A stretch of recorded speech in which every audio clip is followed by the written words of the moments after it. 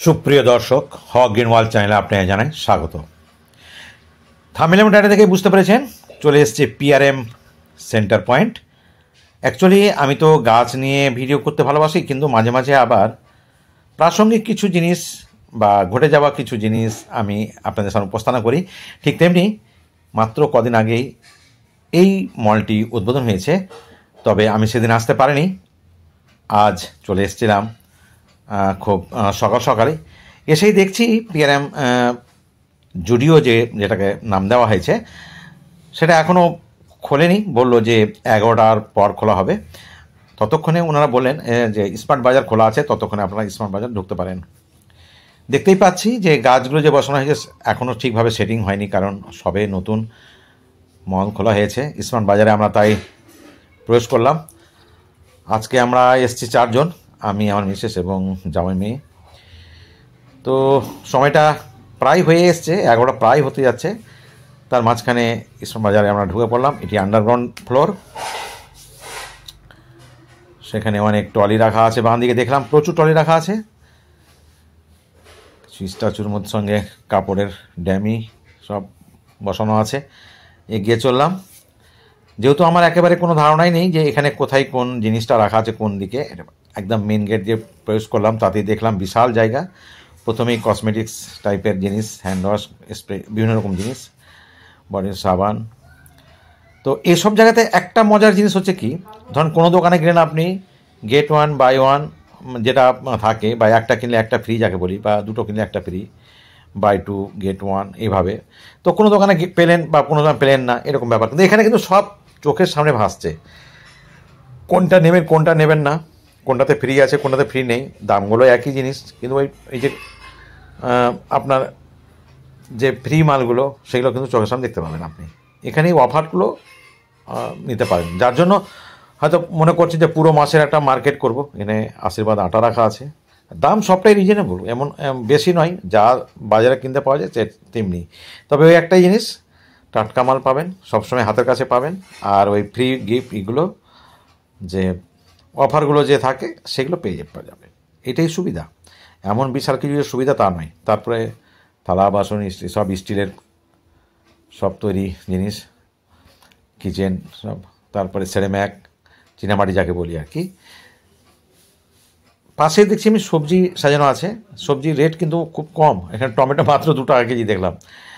আর বাকি সব জিনিসগুলোও খেয়াল করছিলাম, যেমন ধরুন এটা খুব চলছে এখন, মাত্র 30 টাকা কেজি, অথচ আমরা এখানে 30 টাকা কেজি কিনছি তরমুজ। এখন তরমুজের ভেতরটা কেমন আছে বলতাম না, কারণ খেজুরের দাম তো নির্দিষ্ট নেই। এখানে 189 বলছে, 500 টাকা কেজি হচ্ছে, 100 টাকা কেজিও পাওয়া যাচ্ছে। টমেটো মাত্র 2 টাকা কেজি, কেন জানেন?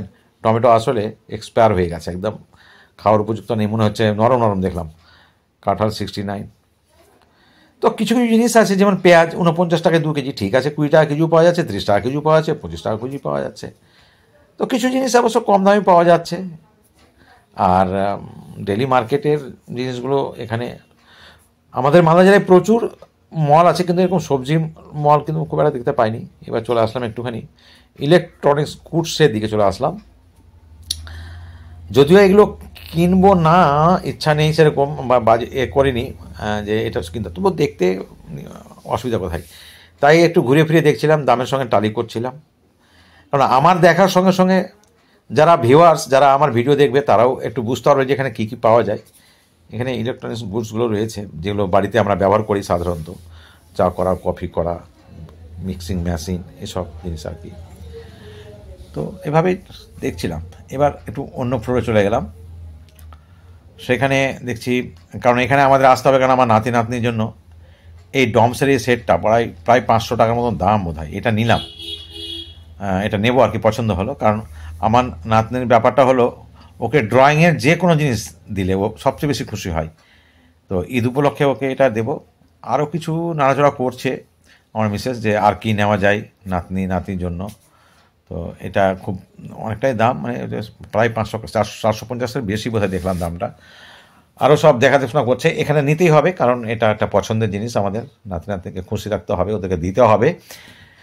যাই হোক, এগিয়ে চললাম। এবার একটু কাঁচের গ্লাসগুলো রয়েছে, বিভিন্ন রকম কফি সেট রয়েছে।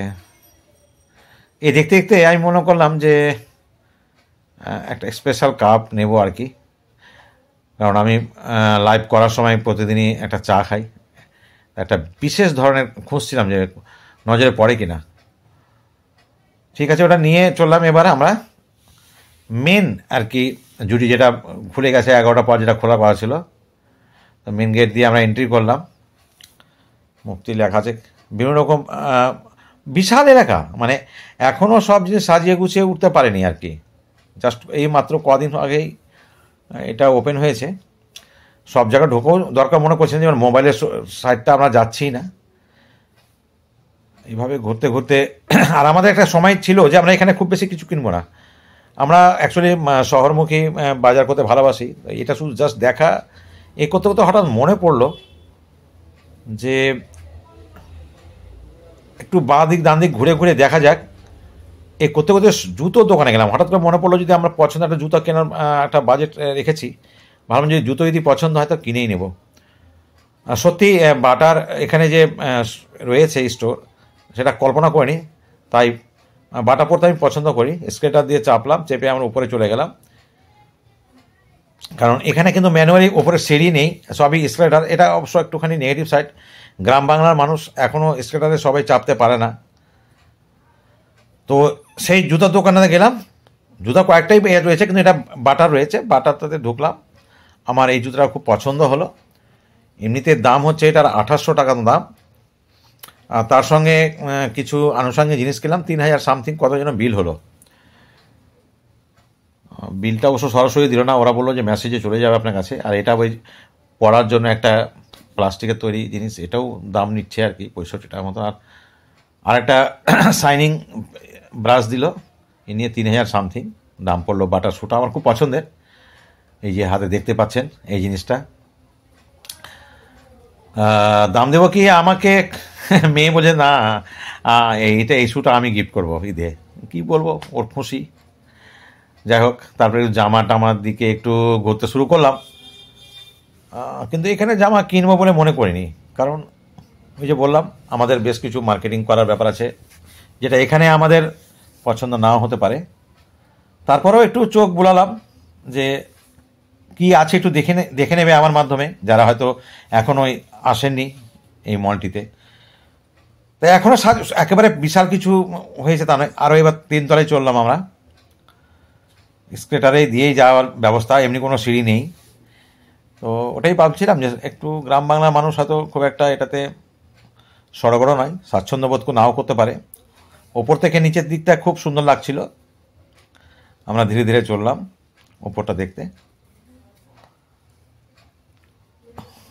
বেশ মজা লাগছিল আর কি। বাজার উপর থেকে দেখুন, নিচুর সিনটা বেশ সুন্দর, আপনার ঝা চকচকে যেহেতু, আর পরিসরটা অনেক বড় যেহেতু, একেবারে নতুন বাজার। কলকাতাতে দূর থেকে দেখলাম, ভাবলাম যে আর এখানে সময় নষ্ট করা যাবে না, কারণ আমাদের অনেক বাজার করার ব্যাপার আছে। এবার মেন গেট দিয়ে বেরিয়ে পড়লাম। তো আসবেন, আমার ভিডিওর মাধ্যমে যেটুকু দেখাতে পারলাম দেখালাম। এবার চলে আসলাম মালদা শহরে, স্টার বাজারে ঢুকলাম, কারণ এখানে আমাদের অনেকগুলো বাজার করতে হবে। সব বাজারঘাট করলাম ধীরে ধীরে। এবার চলে আসলাম একেবারে বাড়ি, সন্ধ্যা 7টা আমাদের, দেখতেই পাচ্ছেন। তো বন্ধুরা, কেমন লাগলো ভিডিওটা? যদি ভালো লাগে অবশ্যই